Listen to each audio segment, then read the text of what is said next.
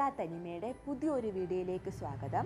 അതിജീവനത്തിൻ്റെ പാതയിൽ പരിമിതികളിൽ നിന്നുകൊണ്ട് ക്ഷീരമേഖലയുടെ പോഷണത്തിനായി ക്ഷീരവികസന വകുപ്പിൻ്റെയും പറവൂർ ബ്ലോക്ക് പഞ്ചായത്തിൻ്റെയും ക്ഷീരോത്പാദക സഹകരണ സംഘങ്ങളുടെയും സംയുക്താഭിമുഖ്യത്തിൽ ഗ്രാമപഞ്ചായത്തുകൾ, ക്ഷീരമേഖലയിലെ വിവിധങ്ങളായ സ്ഥാപനങ്ങൾ, സർവീസ് സഹകരണ ബാങ്കുകൾ എന്നിവയുടെ സഹായ സഹകരണത്തോടെ പറവൂർ ബ്ലോക്ക് ക്ഷീരസംഗമം 2022 വള്ളുവള്ളി ക്ഷീരോത്പാദക സഹകരണ സംഘത്തിൻ്റെ ആതിഥേയത്വത്തിൽ 2022 ജനുവരി 12 ബുധനാഴ്ച വള്ളുവള്ളി കൊച്ചാൽ സെൻറ് ആൻ്റണീസ് പാരിഷ് ഹാളിൽ വെച്ച് സംഘടിപ്പിച്ചു.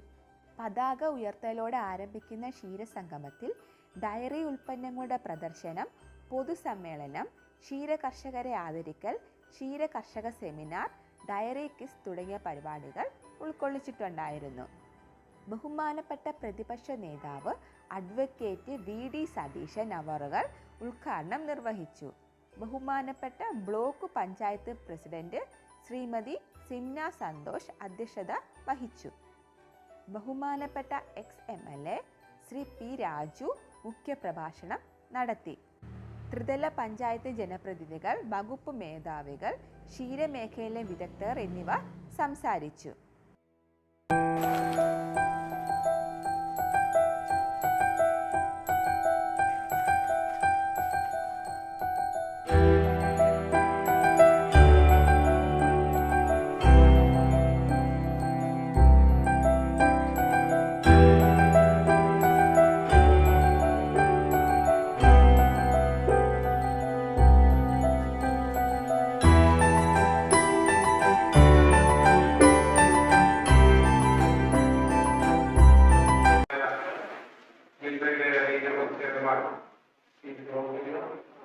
ജില്ലാ panchayat committee ക്ഷീരോത്പാദകർ,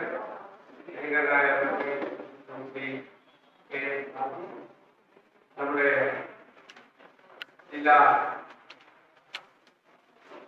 deputy director Shri Kumar, നമ്മുടെ ക്ഷീരവികസന ഓഫീസർ ശ്രീ സുനിൽകുമാർ എന്നീ പ്രിയപ്പെട്ട ജനപ്രതിനിധികളായ ബ്ലോക്ക് ഗ്രാമപഞ്ചായത്ത് അംഗങ്ങളെ, ഈ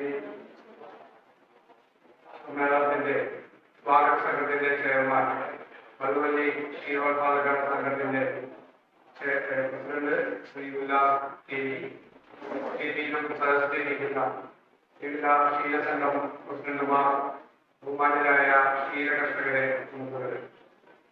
നമ്മുടെ ക്ഷീരവികസന വകുപ്പ് പറവൂർ ബ്ലോക്ക് പഞ്ചായത്തിന്റെ നേതൃത്വത്തിൽ നടത്തുന്ന ക്ഷീരസംഗമം 2022 നമ്മൾ എല്ലാവരും കൂടെ ഒത്തുചേർന്നിരിക്കുന്നത്.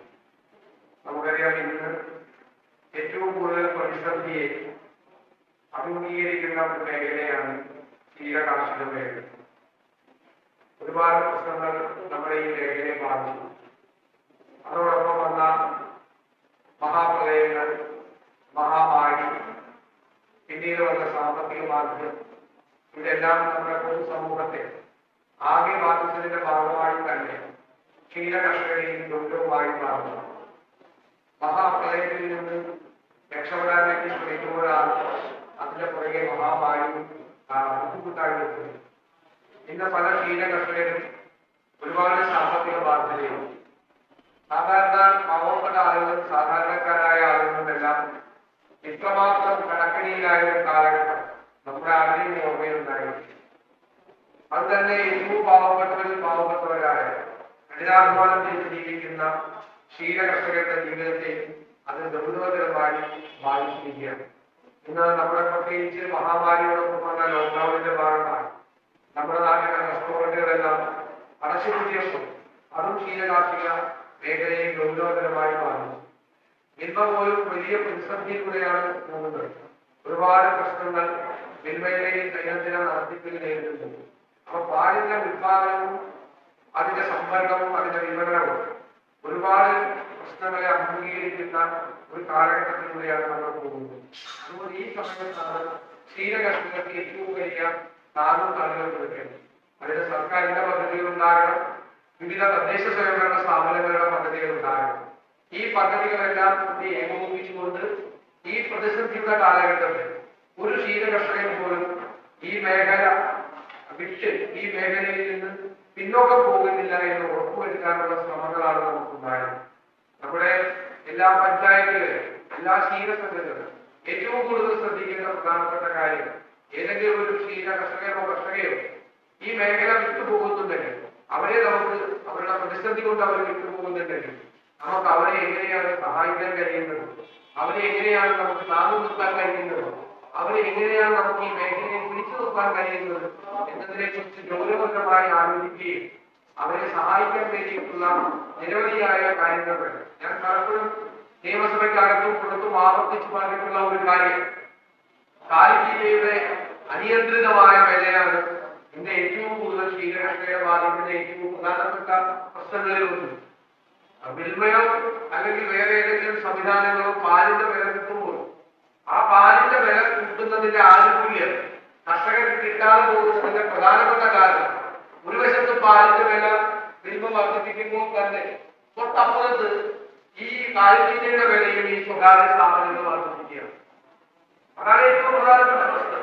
അപ്പോ ഒരിക്കൽ ഞങ്ങൾ നിയമസഭയിൽ പറഞ്ഞപ്പോൾ പറഞ്ഞു, 5 ലിറ്റർ ഒരു ദിവസം വെച്ച് പാലളക്കുന്ന 7 ദിവസം കൊണ്ട് 35 ലിറ്റർ അളക്കാൻ വേണ്ടി 1 രൂപയുടെ പാലിന്റെ വില മിൽമ കുത്തിയപ്പോൾ 35 രൂപ കൂടുതൽ കിട്ടും. പക്ഷെ തൊട്ടപ്പുറത്ത് 50 രൂപ കാലിത്തീറ്റയ്ക്ക് വില കിട്ടും, 50 കിലോ. അപ്പൊ ശരിക്കും പറഞ്ഞാൽ പാലിന്റെ വില കിട്ടിയപ്പോൾ ക്ഷീരകർഷകരുടെ നഷ്ടമായി. 15 രൂപ കൂടുതൽ കൊടുത്ത് കാലിത്തീറ്റ മേടിക്കുന്ന സ്ഥിതിയായി. ഇത് തുടർച്ചയായി ആവർത്തിച്ചുകൊണ്ടിരിക്കുകയാണ്. ശരിക്കും പറഞ്ഞാൽ ഈ പാലിന് വില കൂട്ടുന്നതിന് ആരും പറയാറില്ല. കാരണം എന്താണ്? കൂടുതൽ ഉപഭോക്താക്കൾ പാല് വാങ്ങിക്കുന്ന ആളുകളാണ്. പാലിന്റെ ഉത്പാദനം ചെറിയ ശതമാനമാണ്, 3 ലക്ഷം പേര് ഇത്രയും വലിയ 1.5 കോടി എന്ന ആളുകളുടെ 1% താഴെയാണ് പാലിന്റെ ഉത്പാദനം. അപ്പൊ ഉപഭോക്താക്കളാണ് കൂടുതൽ. അപ്പൊ പാലിന്റെ വില കൂട്ടണമെന്ന് നമ്മൾ പറഞ്ഞാൽ ഉപഭോക്താക്കളായ ആളുകൾ, അതായത് 99% വരുന്ന ഉപഭോക്താക്കളായ ആളുകൾ എതിരാകുക എന്നുള്ള ഭയമാണ് പലപ്പോഴും ഉണ്ടാകുന്നത്. ഞാൻ പാലിന്റെ വില കൂട്ടണം എന്നുള്ള അഭിപ്രായക്കാരാണ്. പരസ്യമായിട്ട് പറയാറുള്ളതാണ്, നിയമസഭയ്ക്കകത്തും പുറത്തു പറയാറുള്ളതാണ്, പാലിന്റെ വില കൂട്ടണം. കാരണം ഈ കുട്ടിവെള്ളം എത്ര വില കൂട്ടിയാലും ആരോഗ്യ ബുദ്ധിമുട്ടില്ല. ഒരു കുട്ടി പാല് വില കൂടുതലായി കഴിഞ്ഞാൽ അസ്വസ്ഥയെ ശരിയല്ല, അത് കൂട്ടണം. പക്ഷെ കൂട്ടുമ്പോൾ അതിന്റെ ആനുകൂല്യം കൃത്യമായി ക്ഷീരകർഷകർ കിട്ടുമെന്ന് ഉറപ്പുവരുത്താനുള്ള ബാധ്യത നമുക്കുണ്ട്. അപ്പൊ അത് ശരിക്കും പറഞ്ഞാൽ ഈ കാലിത്തീറ്റയുടെ കാര്യത്തിൽ, കാലിത്തീറ്റയുടെ മാർക്കറ്റിൽ, വിപണിയിൽ സർക്കാരിന് ഏറ്റവും കൂടുതൽ ഷെയർ ഉണ്ടാകുക എന്നുള്ളതാണ്. അതായത് കാലിത്തീറ്റയുടെ വില നിർണ്ണയിക്കാൻ സർക്കാരിന് ഒരു റോൾ ഉണ്ടാവും, ഒരു പങ്കുണ്ടാവും. അതുണ്ടാകണമെങ്കിൽ വിപണിയിലെ ഏറ്റവും കൂടുതൽ ഷെയർ സർക്കാരിന് വേണം.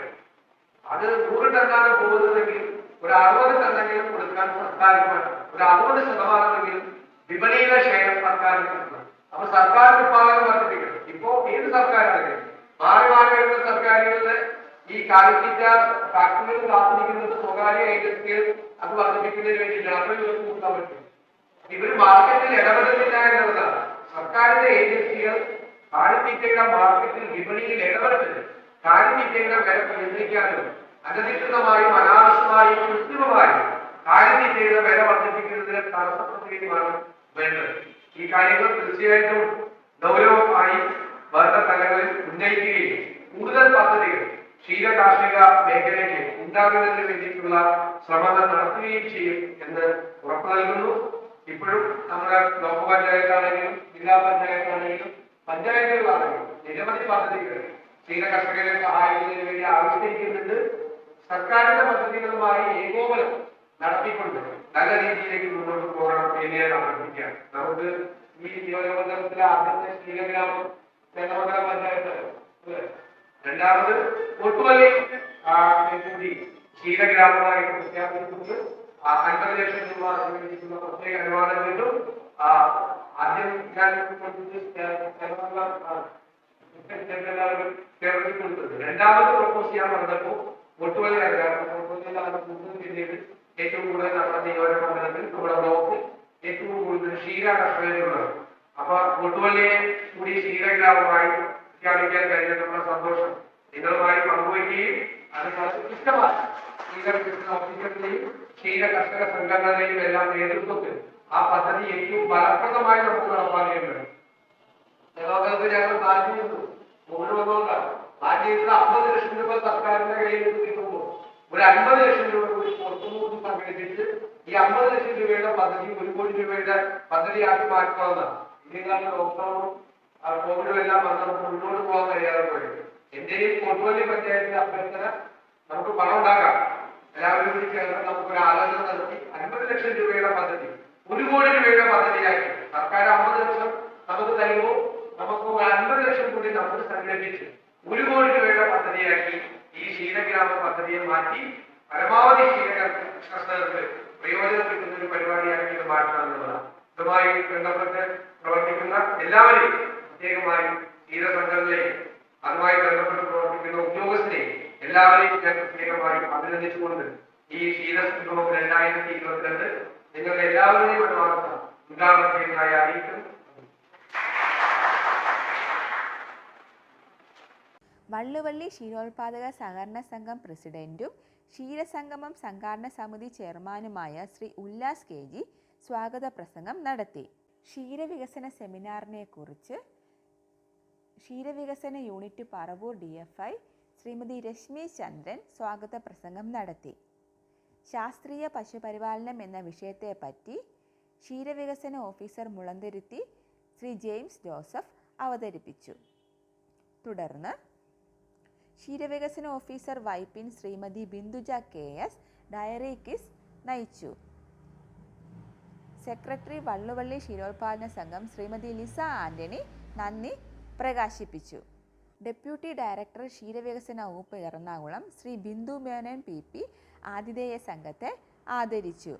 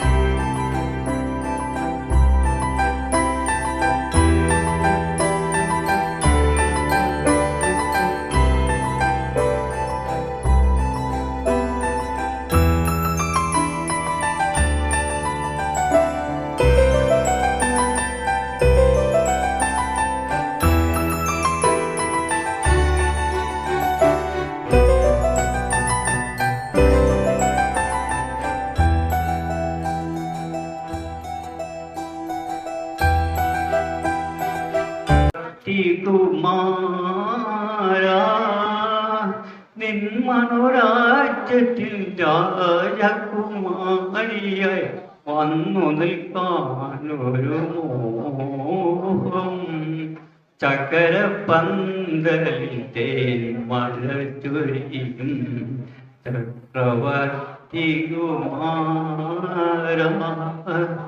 ഇത്രയും പറഞ്ഞ് ഞാൻ എൻ്റെ പരീക്ഷ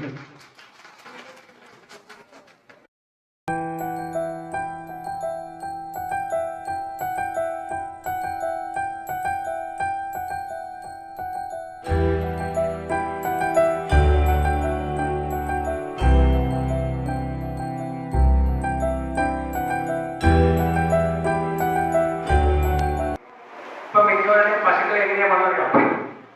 അതായത് മോട്ടറിൽ നിന്ന് വെള്ളം തെറിക്കുന്ന പോലെ തെറിച്ച പോലെ ചാണകം അല്ലെങ്കിൽ ലൂസായിട്ട് പോകും, ഇളകിപ്പോകും. ഇതിനൊക്കെ കാരണം ഞാൻ ഈ സൂക്ഷ്മജീവികൾ ഇല്ലാത്ത ഒരവസ്ഥ. അപ്പൊ ആദ്യം നമ്മൾ പഠിക്കുന്ന പാഠം പശുവിന്റെ ആമാശയത്തില് ആര് വേണം? സൂക്ഷ്മജീവി. ഓക്കെ, ഈ സൂക്ഷ്മജീവികളുടെ പ്രത്യേകത അറിയോ? ഈ സൂക്ഷ്മജീവികള് ഈ പശു കഴിക്കുന്ന പുല്ലിന്റെ പൈപ്പുകളൊക്കെ ചാടി കയറി തിന്ന് അവരെന്ത് ചെയ്യും? അമിനോ ആസിഡാക്കി മാറ്റുന്നു. എന്താക്കി മാറ്റുന്നു? ആസിഡാക്കി മാറ്റുന്നു. നമ്മുടെ സൂക്ഷ്മജീവികൾ ഞാൻ വേറെ വ്യാഖ്യാനത്തേക്ക് വെക്കാം. വരുന്ന വാങ്ങി ആമാശത്തേക്ക് വരുന്ന എന്ത് സാധനവും എന്താക്കി മാറ്റുന്നു? അവ പൊടിച്ച് അവ തിരിഞ്ഞു ചെയ്യുന്നത്. ശരിക്കും പറഞ്ഞാൽ പശു വെട്ടി പിടിക്കുന്ന ചെയ്യുന്നില്ലേ? പശു എന്താ ചെയ്യുന്നത്? വെട്ടി പിടിക്കുന്നു. ആ പുല്ലിന് പകുതി ചവച്ച് എങ്ങോട്ട് പോകുന്നു? ആമാശത്തിലേക്ക് പോകുന്നു. അവിടെ ആര് പ്രവർത്തിക്കുന്നു? സൂക്ഷ്മജീവികള് പ്രവർത്തിക്കുന്നു. അവ തിന്നുന്നു. അവ തിന്നുമ്പോൾ എന്തുണ്ടാക്കുന്നു? ആസിഡ് ഉണ്ടാകുന്നു. ആസിഡ് അറിയാൻ കുഴപ്പം? ആസിഡ് കുടിയപ്പോൾ കുഴപ്പമില്ലേ? ആസിഡിനെ കൈകൊള്ളൂ അല്ലേ? എന്ന് പറഞ്ഞാൽ ഈ ആസിഡ് കൂടി കഴിഞ്ഞാൽ ഈ സൂക്ഷ്മജീവി നശിക്കും. സൂക്ഷ്മജീവി നശിക്കുന്ന പ്രശ്നമാണ്. അപ്പൊ എന്ത് ചെയ്യും? അതിനാണ് അയവെക്കുന്ന പരിപാടി. അപ്പൊ നമ്മുടെ പശു ഓട്ടോമാറ്റിക്കായിട്ട് വായിലേക്ക് എന്തെടുക്കുന്നു? പകുതി ദഹിച്ച സാധനം എടുക്കുന്നു. എന്നിട്ട് ചവച്ച് അരച്ച് അടന്നിട്ട് പോകുന്നു. അപ്പൊ ചവച്ച് അരയ്ക്കുമ്പോൾ എന്ത് സാധനം അകത്തേക്ക് പോകുന്നു? ചവയ്ക്കുമ്പോ എന്ത് സാധനം വായു പോകുന്നു? ഉമിനീര്. അപ്പൊ അത്യാവശ്യം വേണ്ട സാധനമാണ് ഉമിനീര്. അയവെക്കണോ? അയവെക്കിയാലും ഉമിനീരുണ്ടാവുള്ളൂ. ഉമിനീര് അകത്ത് ചെന്നാൽ എന്ത് സംഭവിക്കും? ഈ ആസിഡുമായിട്ട് പ്രവർത്തിച്ച അവിടെ AC അവസ്ഥ, നല്ലൊരവസ്ഥ. ആ അവസ്ഥയില് ഈ സൂക്ഷ്മജീവികൾ പെരുകും, പെറ്റുപെരുകി കൂടുതൽ ആഹാരം ദഹിപ്പിച്ച് പശുവിനെ അത് പിന്നീട് ഉപയോഗിക്കുന്ന രീതിയിലേക്ക് മാറ്റും. അല്ലാതെ ഈ സൂക്ഷ്മജീവികൾ ഇല്ലാതെ പശുവിന് ഒരു തരി ആഹാരം പോലും മാറ്റിയെടുക്കാൻ പറ്റില്ല. അല്ലെങ്കിൽ ബൈപ്പാസ് പ്രോട്ടീൻ പോലുള്ള തീറ്റകളിലൂടെ നമുക്ക് വേണമെങ്കിൽ പശുവിനെ മാറ്റിക്കഴിഞ്ഞാൽ ചിലപ്പോൾ ഒരു പരിധി വരെ സഹായിക്കാം. പക്ഷെ സൂക്ഷ്മജീവി ഇല്ലെങ്കിൽ എന്തില്ല? അയവട്ടലില്ല, പശുവിന് പാലുണ്ടാവില്ല. അപ്പോ നമ്മൾ ഇങ്ങനെയുള്ള സൂക്ഷ്മജീവികളെ വളർത്താൻ വേണ്ടിയുള്ള കാര്യം നമ്മൾ എന്താ ചെയ്യേണ്ടത്? ഉമിനീര് വേണം. ഉമിനീര് ഉത്പാദനറിയോ? ഒരു പശു ഒരു 100 ലിറ്റർ വരെ നമുക്ക് അതിന്റെ വ്യാപ്തി കാരണം കെട്ടിപ്പോകും. അത്രമാത്രം ഉമിനീരാണ് ആൾക്കാരുടെ പോണേ. ഈ ഉമിനീര് എവിടെ വരണേ? വെള്ളം കുടിച്ചാലെങ്കിലേ ഉമിനീരുണ്ടാവുള്ളൂ. അതിനാണ് പറയുന്നത് പശുവിന് എപ്പോഴും വെള്ളം കൊടുക്കണം. ഓട്ടോമാറ്റിക്കായിട്ട് പശുവിന്റെ മുമ്പില് വെള്ളം കാണണം. അതിന് തോന്നുമ്പോ വെള്ളം കുടിക്കാനുള്ള സംവിധാനം നമ്മൾ ചെയ്യണം. അപ്പൊ ഉമിനീരുണ്ടാവുന്നു. ഉമിനീരുണ്ടാവാൻ വേണ്ടി അയവെക്കണം. അയവെത്തി ഉമിനീരും കൊണ്ട് അകത്ത് ചെല്ലുമ്പോ ഈ സൂക്ഷ്മജീവികൾ ഉത്പാദിപ്പിച്ച ആസിഡുമായിട്ട് മിക്സ് ചെയ്ത് നല്ല AC അവസ്ഥയില് സൂക്ഷ്മജീവികൾ കെട്ടിവരുന്നു. ഈ അവസ്ഥയിലുള്ള ആ ലിക്വിഡിൽ നിന്ന് പശുവിന് വലിച്ചെടുക്കാനുള്ള കഴിവുണ്ടാവുന്നു. അങ്ങനെയാണ് ദഹനം നടക്കുന്നത്. അത് പല അറകളിലേക്ക് പോകുന്നു. ആ അറകളിലൂടെ പോകുമ്പോ ആണ് ദഹനം നടന്ന് പശുവിനെ നോക്കുന്നത്. അയവർക്ക് എന്തെങ്കിലും തന്നെ കുഴപ്പം? സൂക്ഷ്മജീവികള് നശിക്കും. ഒരു എക്സാമ്പിൾ പറഞ്ഞു തരാം. പശുവിന് കഞ്ഞി കൊടുക്കുന്ന ആയതുകൊണ്ട് കഞ്ഞി കൊടുക്കാം. പശുവിനെ കുഴപ്പമില്ല. കഞ്ഞി കൊടുത്താൽ ഗ്യാസ് കൊടുക്കണ്ടോ? കൊടുക്കണ്ടേ? എത്ര കിലോ? 1/2 കിലോ 1 കിലോ കൊടുക്കുന്നുണ്ട്. കുഴപ്പമില്ല. നമ്മുടെ അടുത്ത വീട്ടിൽ കല്യാണം നടക്കുവാണ്. കുറെ കഞ്ഞി ബാക്കി വന്നു, ചോറ് ബാക്കി വന്നു. പിറ്റേ ദിവസം സ്നേഹത്തോടെ ചേട്ടൻ കൂടി തന്നെ നമ്മൾ പശുവിന് കൊടുത്താൽ എന്ത് സംഭവിക്കും? എന്ത് സംഭവിക്കും? പശു അറിയാൻ പാടില്ല. പശു എടുത്ത് തിന്നും. പശു തിന്നുമ്പോ എന്താ സംഭവിക്കണേ? ഗന്ധ സാധനമാണ്. ഈ ഈ സാധനം വായിലേക്ക് ചെല്ലുന്നു, ഒന്ന് ചവച്ച് അകത്ത് ചെല്ലുന്നു, അകത്ത് ചെല്ലുമ്പോൾ സൂക്ഷ്മജീവികൾ ചാടി കയറി ഈ സാധനം തിന്നുന്നു, അവിടെ ആകുന്നു. പക്ഷെ ഒരു കാര്യമില്ല, പകുതി ബന്ധമല്ലാത്ത ബന്ധ സാധനം ആയതുകൊണ്ട് വായിലേക്ക് ഈ സാധനം വരില്ല, അയവെട്ടൂല. അപ്പൊ എന്ത് വരില്ല?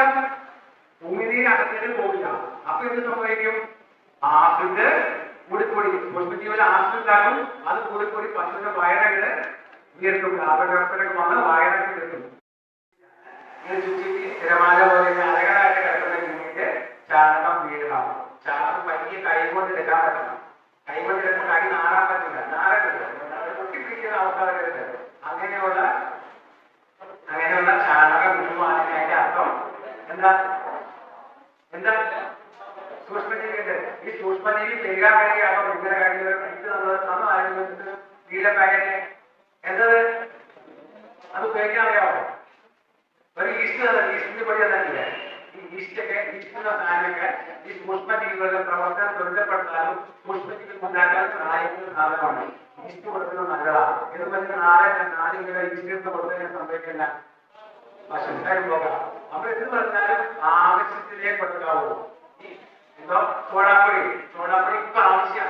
കാര്യം വേനൽക്കാലമായി പശു കിടക്കുന്ന അവസ്ഥ. പുറമേതൊക്കെ പശുവിനെ കിട്ടി നമ്മളെ കുഞ്ഞുകാലം തിന്നാൻ വേണ്ടിയിട്ട് പുറത്ത് വെക്കുവാണെങ്കിൽ നല്ല വെയിലാണ്. പശുവിന്റെ കേൾക്കുന്ന ജലം ജലം വറ്റിപ്പോവും, പശു മയത്താവും, പശു തട്ടിപ്പോവും, പശുവിന്റെ പാലുപാനം കുറയും. ഈ വെള്ളം മുഴുവൻ ആവിയായിട്ട് പോവുക. ഈ പറഞ്ഞ അവസ്ഥയില് നമ്മൾ പശുവിനെ സഹായിക്കാൻ വേണ്ടി അല്പം സോഡാപ്പൊടി ചേർത്താലോ. പശു തീറ്റ കൊടുക്കുമ്പോ പശു വാപ്പടിക്ക് സോഡാപ്പൊടി തുറക്കുന്നത് അങ്ങനെയല്ല, തീറ്റയുടെ ഒപ്പം തന്നെ അല്പം സോഡാപ്പൊടി ഇട്ട് കൊടുക്കുന്നതും നല്ല രീതിയാണ്. നമ്മൾ 2 കിലോ പുറത്തേക്കെടുത്ത് അതിന് 1/2 കിലോ സോഡാപ്പൊടി മേടിച്ചു വെക്കുക. ഒരു തുള്ളി രാവിലെ, ഒരു തുള്ളി നമ്മൾ ഉച്ചകഴിഞ്ഞ് കൊടുക്കുന്ന കാലത്തിന്റെ ഇട്ട് കൊടുത്താൽ മതി. ഈസ്റ്റ് പോലുള്ള സാധനം കൊടുത്താൽ വെച്ചിട്ടുണ്ടെങ്കിൽ ഈ സൂക്ഷ്മജീവികളുടെ പ്രവർത്തനം ത്വരിതപ്പെടുത്തും. അപ്പൊ ഈസ്റ്റ് നമുക്ക് കടയിൽ മേടിക്കാൻ ഈസ്റ്റ് ആയാൽ മതി. ഇപ്പൊ വലിയ ഈസ്റ്റ് വേണമെന്നില്ല, ഇങ്ങനെയുള്ള പാക്കറ്റ് കിട്ടിയാൽ നല്ലതാണ്. പക്ഷെ ഇല്ലെങ്കിൽ നമ്മൾ സാധാരണ ഈസ്റ്റ് ആയാലും മതി. അത് നമ്മള് ഒരു തുള്ളി രാവിലെ വൈകുന്നേരമൊക്കെ കൊടുക്കുവാണെങ്കിൽ പശുവിന് ചുരുക്കുന്നല്ല. സ്വർഗം അല്ലെങ്കിൽ എല്ലാവരും കൊടുക്കാൻ പറ്റാട്ടോ. ഞാനീ പറയുന്നത് സ്വർഗം എന്ന് പറഞ്ഞ വിനാഗിരി അല്ലെ, വിനാഗിരി ഉണ്ടെങ്കിൽ ഈ വൈകാർക്ക് നമുക്ക് ഉള്ളില് ഈ കൊഴുപ്പിന്റെ ആവശ്യം കൊടുക്കാൻ പറ്റും. പശുവിന്റെ പാലിലെ കൊഴുപ്പിന്റെ ആവശ്യം കൊടുക്കാൻ പറ്റും. അതുകൊണ്ടാണ് പശുവിന്റെ പാലിൽ കൊഴുപ്പില്ല വില കിട്ടണമെന്നൊക്കെ പറഞ്ഞിട്ട് അതിപ്പം വിനാഗിരി പറയട്ടോ കുറച്ച് 60 കിലോ 100 മില്ലിയൊക്കെ വിനാഗിരി കൊടുക്കുന്നത് നല്ലതാണ്. എന്തിന്? കാലത്തീറ്റയിൽ ഒഴിച്ച് ആ വിനാഗിരി നമ്മള് ശരിക്കും പറഞ്ഞ വിനാഗിരി എന്ന് പറഞ്ഞ കടലിൽ നിന്ന് മാറ്റി വെക്കുന്നതാണ്. അതിനെ കിട്ടാനില്ല, കിട്ടുമോ? അത് വേണമെങ്കിൽ ഓക്കെ. ഇല്ലാത്തവര് നമ്മുടെ കടയിൽ നിന്ന് വാങ്ങുന്ന വിനാഗിരി കൊടുത്താൽ മതി. പിന്നെ പശുവിന് നാളെ നല്ല കൊടുക്കൂട്ടാണെങ്കിൽ വിനാഗിരി കൊടുത്തിട്ടോ. പശുവിനെ കൊടുപ്പിക്കുന്നുണ്ട്. ഞാൻ പറഞ്ഞ കടലിൽ നിന്ന് വെക്കുന്നതാണ് സാധനമാണ് എന്ന് പശുവിന്റെ കടൽ മേടിച്ചു കൊടുത്ത് പശുവിനെ കടന്നുണ്ട്. നമ്മള് കേൾക്കുന്നത് നമ്മളെ നോക്കുക, ഈ പശുവിന്റെ അകത്ത് സൂക്ഷ്മജീവികൾ പെയ്യാനുള്ള അവസ്ഥ ഉണ്ടാക്കണമോ എന്ന് നോക്കുക. രാവിലെ ഉച്ചയ്ക്ക് വൈകുന്നേരം തീറ്റ കൊടുക്കുക. അത് കഴിഞ്ഞിട്ട് പശുവിന്റെ റെസ്റ്റ് എടുക്കാനാണ് വിളിക്കുക. റെസ്റ്റ് എടുക്കാൻ അയവെട്ടാൻ വേണ്ടി അയവെട്ടിയിലോടൊപ്പം അകത്തേക്ക് ഉള്ളിൽ പോകില്ല. അപ്പൊ ഉള്ളിൽ പോയാലാണ് സൂക്ഷ്മജീവികൾ പ്രവർത്തിക്കുള്ളൂ. അപ്പൊ ഉള്ളിലാണ് ചെയ്യണം, വെള്ളം കുടിക്കണം. എപ്പോഴും വെള്ളം വേണം. നമ്മൾ തോന്നുകയെല്ലാം വെള്ളം വെക്കണ്ടേ. അതിനാണ് ഓട്ടോമാറ്റിക് സംവിധാനങ്ങൾ. അതിൽ ഈ സംവിധാനമുണ്ട്. ഒരു തൊഴുത്ത് ആ ചൂട് കൊടുക്കാൻ വേണ്ടിയിട്ട് ഡബിൾ ലെയർ ആയിട്ട് ചെറിയ ഗ്യാപ്പ് ഇട്ട് വെച്ചാൽ കാറ്റിലേക്ക് പൊക്കോളൂ. അടുത്തതില് ഇത് കണ്ടോ, നല്ലൊരു തൊഴുത്താട്ടോ, ഒരു മാതൃക തൊഴുത്താണ്.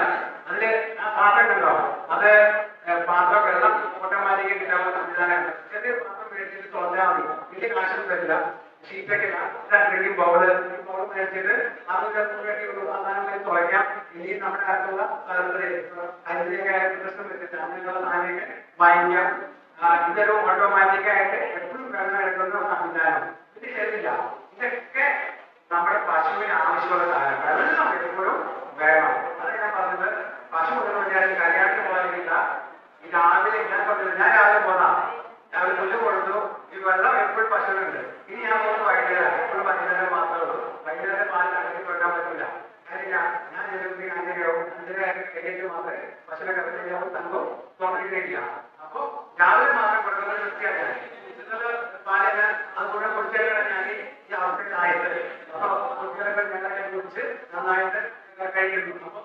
ഞാൻ ഈ പറഞ്ഞത് വെള്ളം എപ്പോഴും പശുവിന്റെ മുമ്പിൽ ഉള്ളതുകൊണ്ട് ധൈര്യമായിട്ട് എനിക്ക് എവിടെയും പോവാം. ആ പശു വെള്ളം കുടിച്ച് മറ്റേ വെള്ളം കുടിച്ചിട്ട് ഈ ക്ഷണിച്ചു കൊടുത്തോളൂ.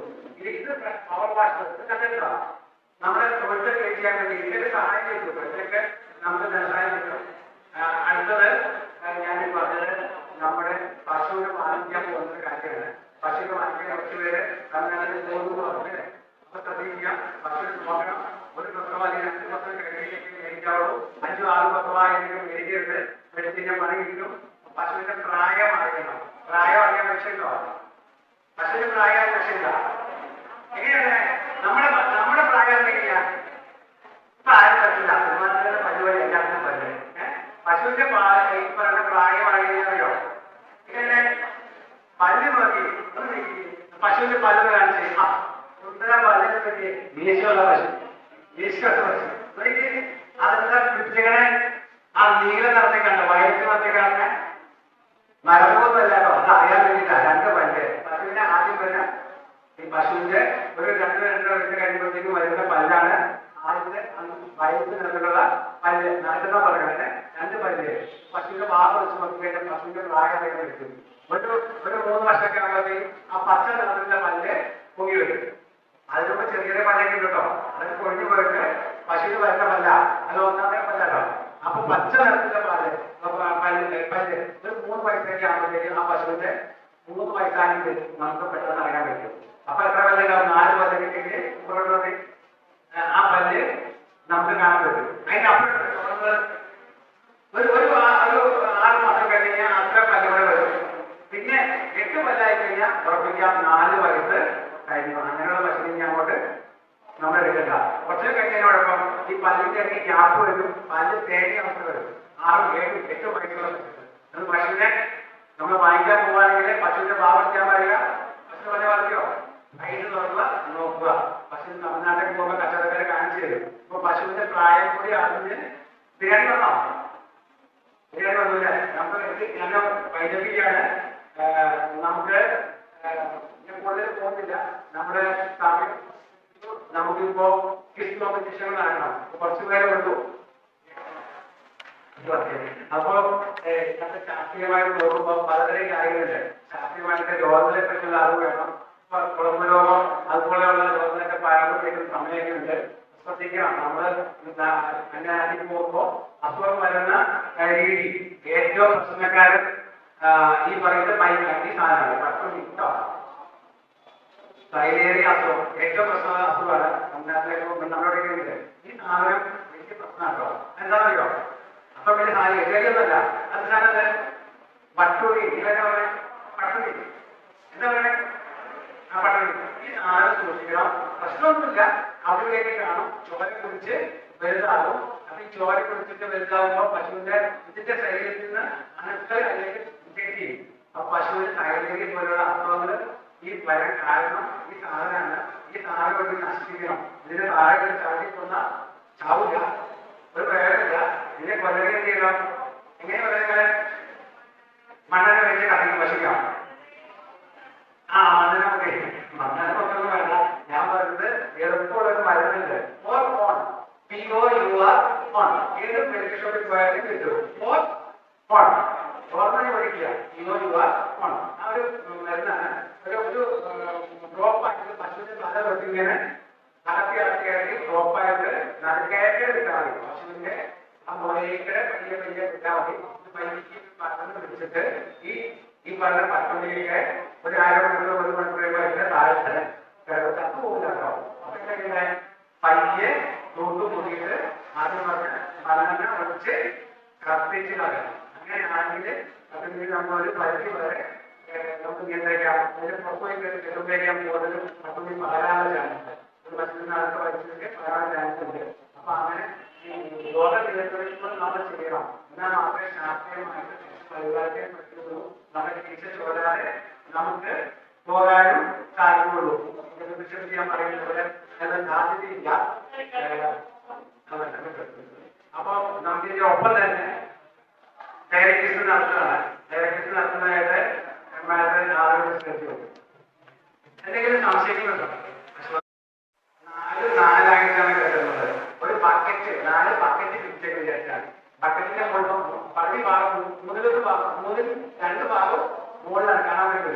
ബാക്കി ഭാഗമാണ് താഴെ കിടക്കുന്നത്.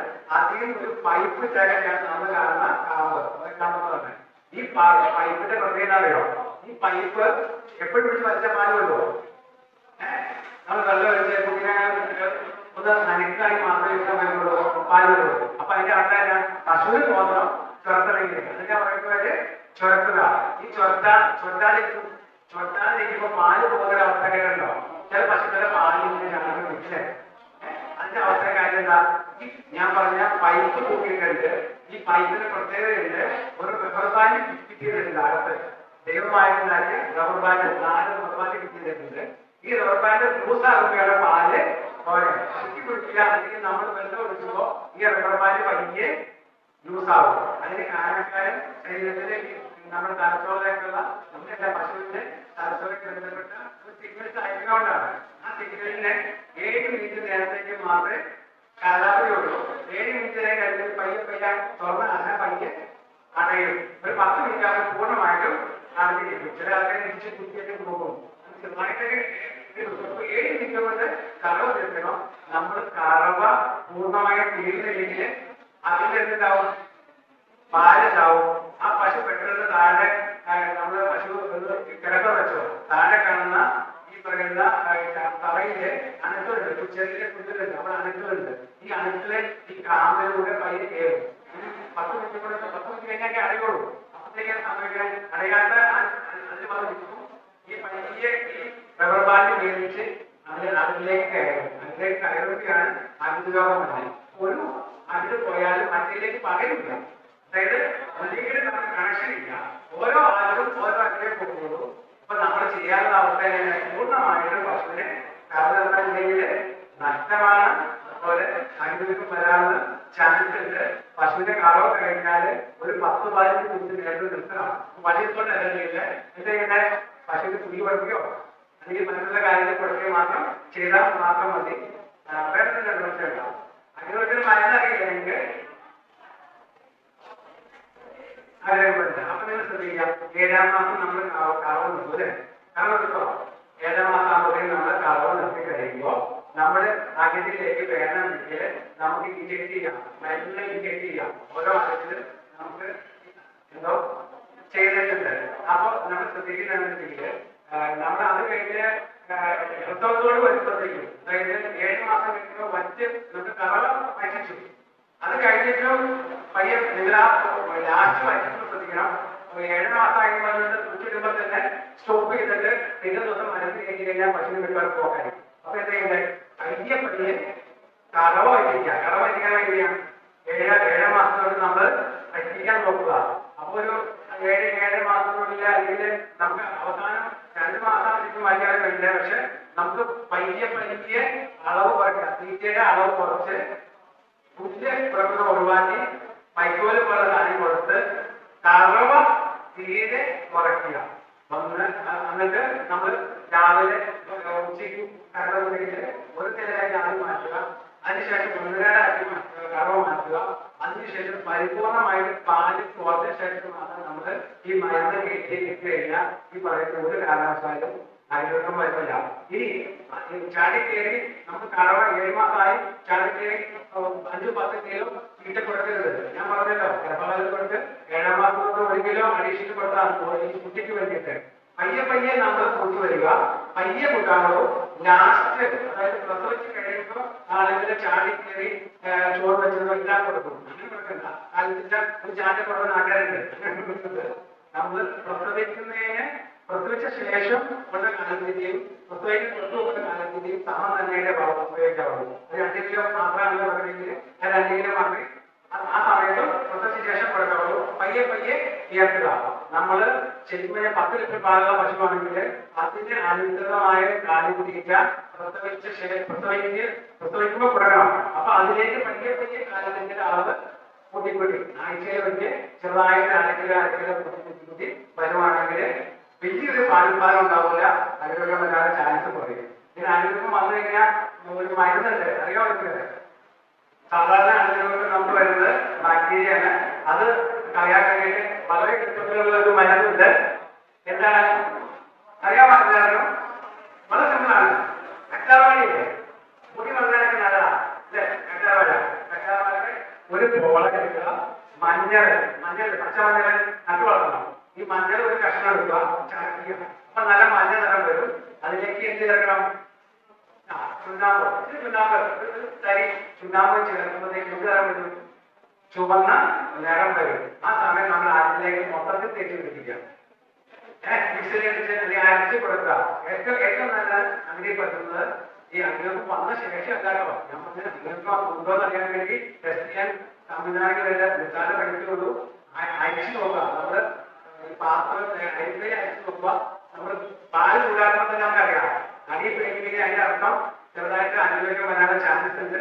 ആ കറണ്ട് നോക്കുമ്പോൾ തന്നെ അറിയാം. അപ്പൊ അങ്ങനെ വരുമ്പോൾ ഈ മരുന്ന് ആരംഭിക്കുക. അതിനൊപ്പം തന്നെ പൈസോലാക്കാം എന്നുള്ള മരുന്നുണ്ട്, ഹോമിയോ. പൈസോലാക്കാം നിസ്സാര പൈസയുള്ളൂ. അത് 10 കൊല്ലം രാവിലെ വൈകുന്നേരം കൊടുത്തു കഴിഞ്ഞാൽ അതിനകത്ത് നമുക്ക് പാടെ ഒഴിവാക്കാം. നല്ല രീതിയിൽ വന്ന അതിനൊക്കെ മുറിച്ച് അടിച്ചു കൊടുക്കുകയാണെങ്കിൽ ആന്റിബയോട്ടിക് തന്നെ രക്ഷയുള്ളൂ. അല്ലെങ്കിൽ ഒരു പരിധി വരെ നമുക്ക് അതിനൊക്കെ മാറ്റാം.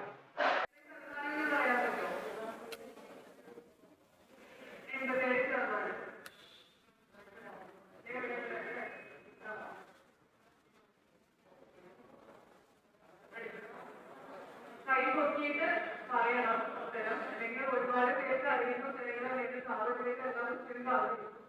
അടുത്ത ക്വസ്റ്റ്യൻ, കുട്ടികളുണ്ടെങ്കിൽ കുട്ടികൾക്ക് കൊടുക്കണം. ലോകത്തിൽ ഏറ്റവും കൂടുതൽ പാൽ ഉത്പാദിപ്പിക്കുന്ന രാജ്യം. കുട്ടികളുണ്ടെങ്കിൽ കുട്ടികൾ പറയണം. കുട്ടികൾക്ക് അറിയാമോ?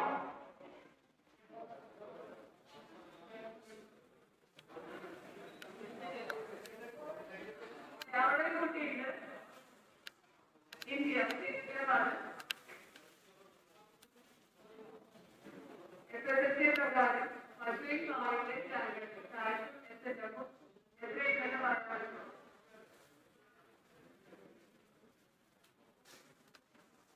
പറഞ്ഞോ. അവിടെ ഒരാളെ കുട്ടി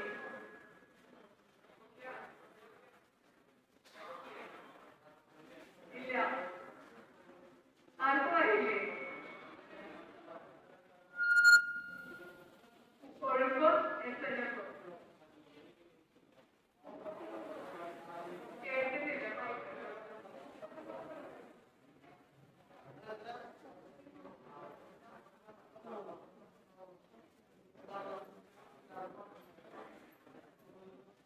അറിയില്ല.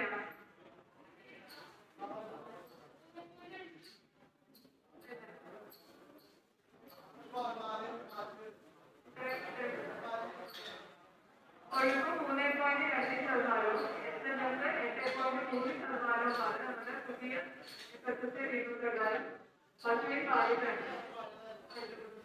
പാലിൽ അടങ്ങിയിരിക്കുന്ന പ്രധാനപ്പെട്ട മാംസ്യം പ്രോട്ടീൻ ഏതാണെന്ന് പറയാമോ? എല്ലാവർക്കും ക്ഷീരസംഗമം സംഘടിപ്പിക്കാറുണ്ട്. വരുന്ന ക്വസ്റ്റ്യൻസ് തന്നെയാണ്.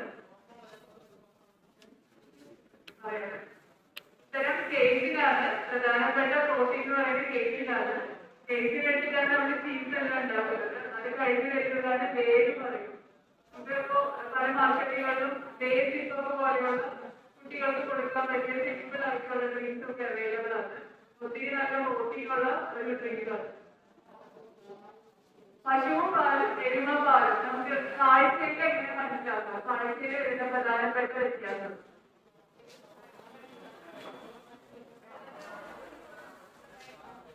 എരുമ പാലിന് വെള്ള കളറായിരിക്കും. പശുവിൻ പാലിന് കുറച്ച് മഞ്ഞ കളറുണ്ടായിരിക്കും. സമാനം കൊടുത്തു. പശുവിൻ പാലിന് മഞ്ഞ കളർ വരുന്നത് കരോട്ടിൻ കണ്ടന്റ് ഉള്ളതുകൊണ്ടാണ്. പാലിൽ വെള്ളം ചേർത്താൽ കണ്ടുപിടിക്കുന്നതിനുള്ള ഉപകരണം നമ്മുടെ സംഘങ്ങളിൽ പോകുമ്പോൾ അവര് ഉപയോഗിക്കുന്നതാണ്.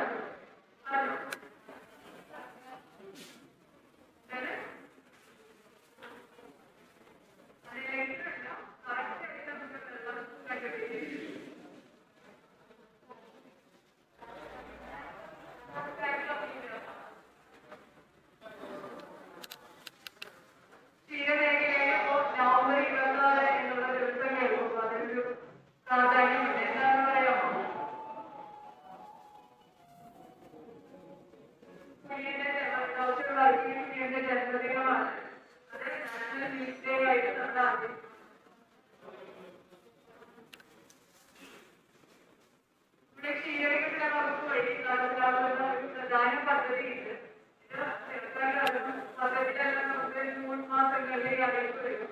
പിന്നെ പദ്ധതിക്ക് അപേക്ഷകൾ ചെയ്യുന്നു. അപ്പോൾ അത് ആ പദ്ധതിയുടെ പേര് പ്രോഗ്രാം പ്രോഗ്രാമിന് അപേക്ഷകൾ ചെയ്യുമ്പോൾ എല്ലാവരും ബ്ലോക്ക് തലത്തിലുള്ള യൂണിറ്റുമായി ആയിരം കണ്ടെത്താറ്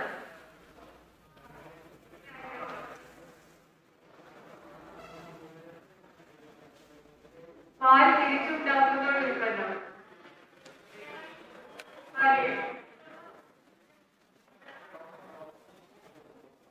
കാലിത്തീറ്റയായി നൽകാവുന്ന ഒരു പായവർഗത്തിൽപ്പെട്ട ചെടി.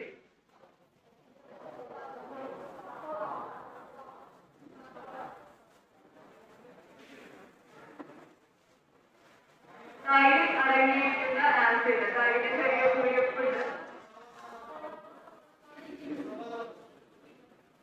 തൈരിൽ അടങ്ങിയിരിക്കുന്ന ആസിഡ് സമാനിക്കലല്ലേ? തൈരിൽ അടങ്ങിയിരിക്കുന്ന ആസിഡ്, തൈരും ഓരോരുത്തരുടെ ചെറിയ കുഴിപ്പുണ്ട്. അപ്പൊ അത് ആസിഡ് കാരണമായി നമുക്ക് ആ കുഴിപ്പ് അനുഭവപ്പെടുന്നത്.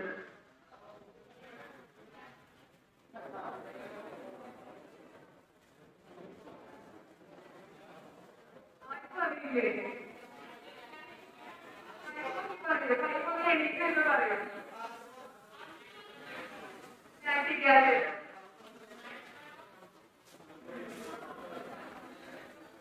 ക്ഷീരവികസന വകുപ്പ് വഴി നമ്മുടെ കൃഷിത്തോട്ടങ്ങൾക്ക് സബ്സിഡി കൊടുക്കുന്നുണ്ട്. അപ്പോൾ മിനിമം എത്ര സെന്റ് തീറ്റപ്പുൽ കൃഷി ചെയ്താലാണ് ധനസഹായം കൊടുക്കുന്നത്? ചെലവാണ്. ഇതര ഗ്രാമപഞ്ചായത്തുകൾ വഴി നടപ്പിലാക്കുന്ന പാലിന് സബ്സിഡി എന്ന് പറയുന്ന പദ്ധതി എല്ലാ ബ്ലോക്കുകളിലും പഞ്ചായത്തുകളിലെല്ലാം നടപ്പിലാക്കുന്നുണ്ട്. അപ്പൊ നമ്മുടെ അക്കൗണ്ടിൽ ഒരു 3-4 മാസം കൂടുമ്പോൾ എമൗണ്ട് ക്രെഡിറ്റ് ആവുന്നുണ്ട്. പലരും അറിയുന്നില്ല. നമ്മുടെ പ്രായം അനുസരിച്ചിട്ടാണ് ഈ എമൗണ്ട് വരുന്നത്. ഒരു വർഷം ഒരു സാമ്പത്തിക നമുക്ക് ഒരാൾക്ക് എത്ര രൂപ കൊടുക്കാൻ പറ്റും? 40,000 പറഞ്ഞത്. സംഘം ഭരണസമിതി തെരഞ്ഞെടുപ്പ് നടക്കുന്നതിനായി പുതിയ തെരവുകളെല്ലാം നടത്തി. അപ്പൊ അതിലേക്ക് മത്സരിക്കുന്നുണ്ട്. നമുക്ക് ഉണ്ടാവുന്ന അടിസ്ഥാന യോഗ്യതകൾ എന്തൊക്കെയാണ്?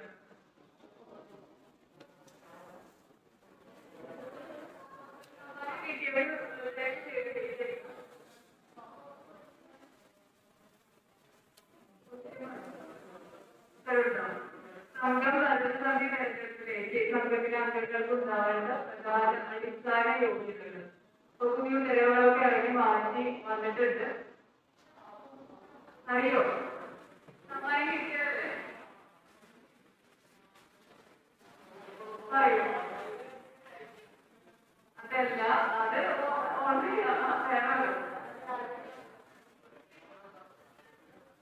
നന്നായി കിട്ടിയത്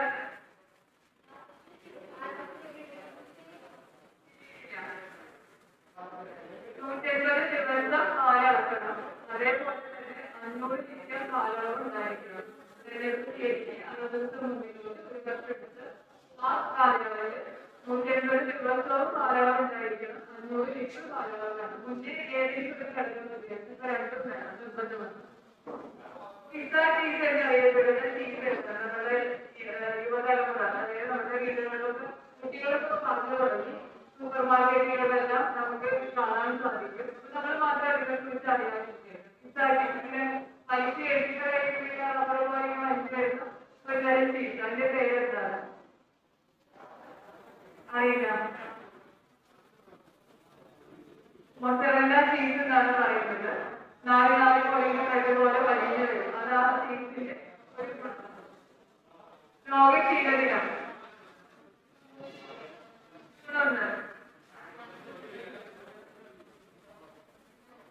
ആരിൽ കാണുന്ന ഒരു തരം പൂപ്പൽ വിഷമാണ്. ഇതിന്റെ പ്രാധാന്യം വർദ്ധിച്ചു വരികയാണ്. അപ്പോ നമ്മുടെ ക്വാളിറ്റി കൺട്രോൾ ഓഫീസർ വന്ന് കഴിഞ്ഞിട്ടുണ്ടെങ്കിൽ എല്ലാ ബ്ലോക്കുകളിലും പാൽക്കൂട എന്ന ബോധവൽക്കരണ പരിപാടിയുടെ ഭാഗമായിട്ടൊക്കെ ചെയ്യുന്നുണ്ട്. നമ്മൾ അതിനെക്കുറിച്ച് എന്തായാലും അറിഞ്ഞിരിക്കണം. പശു തിന്നുന്ന കാലിത്തീറ്റയിലൂടെയും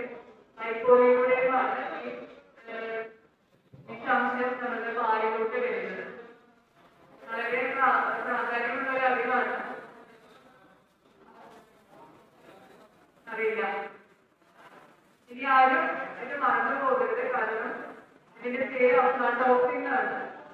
ഈ മാലിന്യ ഈർപ്പമുള്ള അന്തരീക്ഷത്തിൽ എഴുതി കഴിഞ്ഞിട്ടുണ്ടെങ്കിൽ ഈ പൂക്കൾ ഇഷ്ടപാത അവർക്ക് വരും. പാലിലൂടെ നമുക്ക് വരും. നമ്മളുടെ നമ്മളെല്ലാം നിൽക്കുന്നത് തീരമേഖലയിലാണ്. കൂടുതൽ പാല് കൊടുക്കുന്നത് കുട്ടികളാണ്.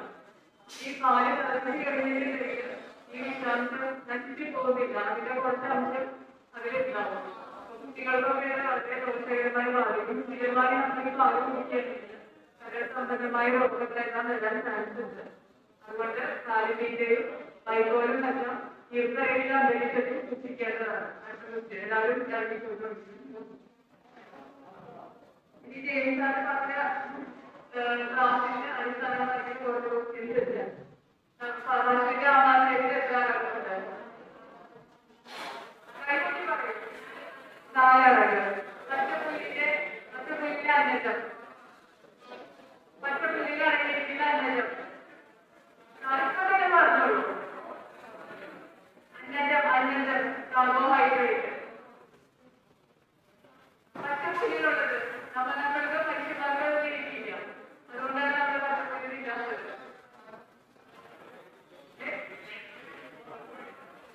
സൽമാൻ അടങ്ങിയിരിക്കുന്ന അന്നജത്തിന്റെ പേര് ക്യാൻസർ. ഒരു ലിറ്റർ പാല് ഉത്പാദിപ്പിക്കുന്നതിന് എത്ര ലിറ്റർ വെള്ളം നമ്മൾ കൊടുക്കണം? ഇപ്പൊ തന്നെ പറഞ്ഞല്ലോ, ടീച്ചർ പറയുന്ന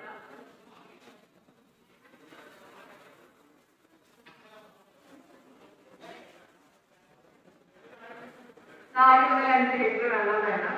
ബയോഗ്യാസിൽ അടങ്ങിയിരിക്കുന്ന വാതകം വേറെ ആരെങ്കിലും പറയും?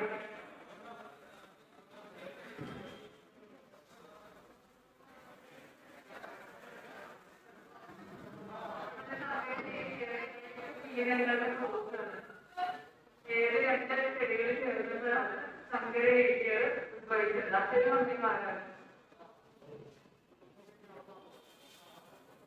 അറിയാം വജ്രം വ്യാസമാണ്.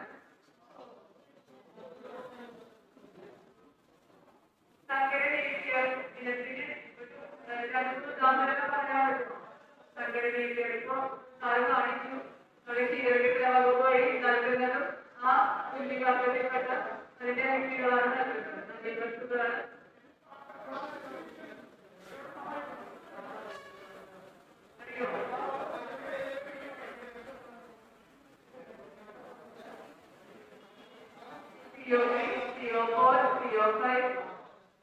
കിള്ളിക്കുളം, സുപ്രിയ ഇതെല്ലാം സങ്കരപ്പെട്ട കുട്ടികളാണ്. സ്വീകരിക്കുന്നവർക്ക് അറിയാമോ? കുട്ടികൾക്ക് പഠിപ്പിച്ചു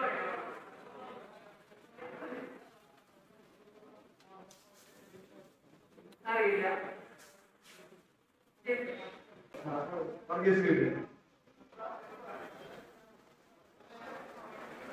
ലോകത്ത് പാലുൽപാദനം 1ാം സ്ഥാനം ഇന്ത്യയാണ്. 2ാം സ്ഥാനം ഏത് രാജ്യമാണ്?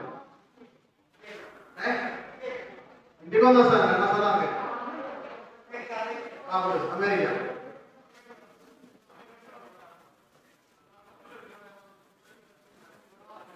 കേരളത്തിൽ ഏറ്റവും കൂടുതൽ പാലുൽപാദിപ്പിക്കുന്ന ജില്ല ഏതാണ്? കേരളത്തിൽ ഏറ്റവും കൂടുതൽ പാലുൽപാദിപ്പിക്കുന്ന ജില്ല ഏതാ? പാലക്കാട്. ഏതാ? നമ്മളില്ല.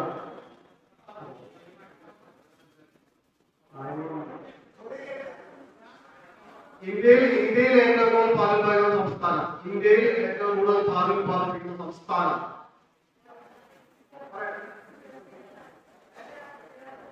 അതല്ല.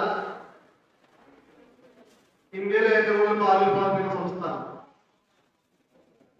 ഒരു സംസ്ഥാനമാണ്. വലിയൊരു സംസ്ഥാനമാണ്. തമിഴ്നാട് അല്ല. കർണാടക അല്ല. നീ പറയാം. ആന്ധ്രയല്ല. ഏതാ? ബംഗാളോ? പഞ്ചാബല്ല. വലിയ സംസ്ഥാനം ജനസംഖ്യയിൽ കൂടുതൽ. UP, ഉത്തർപ്രദേശാണ്. UP ആണ്.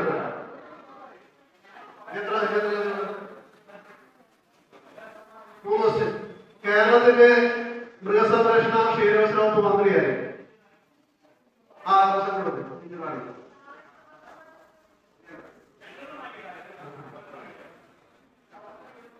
ഇനി 2 ചോദ്യം ചോദിച്ചിട്ട് അവസാനിപ്പിക്കും.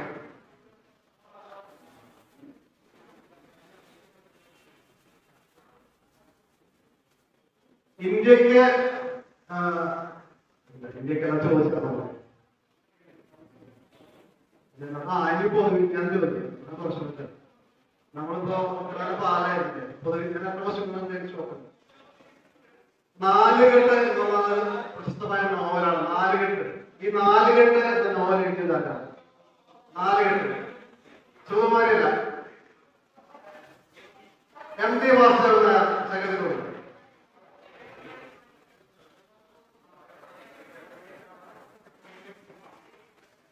അടുത്ത ചോദ്യം, ലാസ്റ്റ് ആൻഡ് ഫൈനൽ ക്വസ്റ്റ്യൻ. അതൊരു പൊതുവിജ്ഞാനം തന്നെയാണ്. ലോകത്തിലെ ഏറ്റവും വലിയ രാജ്യം ഏത്? ലോകത്തിലെ വലുപ്പത്തിൽ 1ാം സ്ഥാനത്തുള്ള രാജ്യം ഏത്? ഏത് രാജ്യമാണ് വലുപ്പം? ചൈന വലുപ്പത്തിലല്ല, ജനസംഖ്യയിലാണ് 1ാം സ്ഥാനം. അമേരിക്കയല്ല, ഏഷ്യ സംസ്ഥാനം ഒരു രാജ്യമല്ല, അതൊരു ഭൂഖണ്ഡം. രാജ്യത്തിന്റെ പേര് റഷ്യയാണ്. റഷ്യയാണ് ലോകത്തിൽ വലുപ്പത്തിൽ 1ാം സ്ഥാനത്ത് വരുന്ന രാജ്യം. അപ്പൊ നമ്മളുടെ ചോദ്യങ്ങളോട് അവസാനിക്കുകയാണ്. നന്ദി പറയുന്നതിന് വേണ്ടി സംഘം സെക്രട്ടറി വിശേഷം എടുക്കുന്നു.